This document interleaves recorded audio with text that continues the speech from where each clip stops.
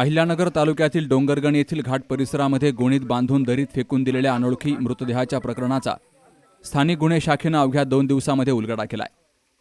तर खून करणारे वडील आणि भावाला राहुरी तालुक्यातून जेरबंद केला गेलाय.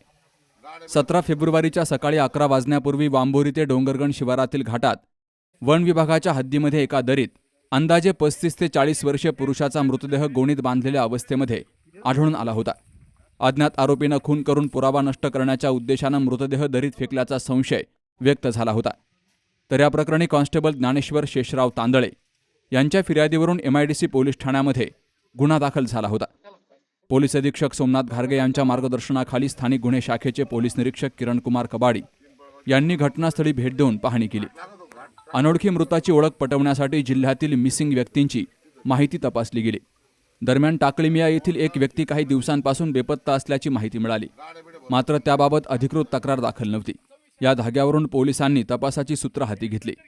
19 फेब्रुवारीला पोलिसांनी टाकळीमिया येथे जाऊन शिवाजी शंकर कवाणे वय वर्ष 55 आणि योगेश शिवाजी कवाणे वय वर्ष 30 या दोघांना ताब्यात घेतलं. सखोल चौकशीत योगेश यानं त्याचा भाऊ किरण शिवाजी कवाणे हा दारूच्या नशेमध्ये वारंवार आईवडिलांना मारहाण करत असल्याच्या कारणावरून वडिलांच्या मदतीनं त्याचा खून केल्याची कबुली योगेशनं दिली. खून केल्यानंतर मृतदेहाची विल्हेवाट लावण्यासाठी वापरलेली MH46 X 7460 क्रमांकाची स्विफ्ट कार पोलिसांनी जप्त केली आहे.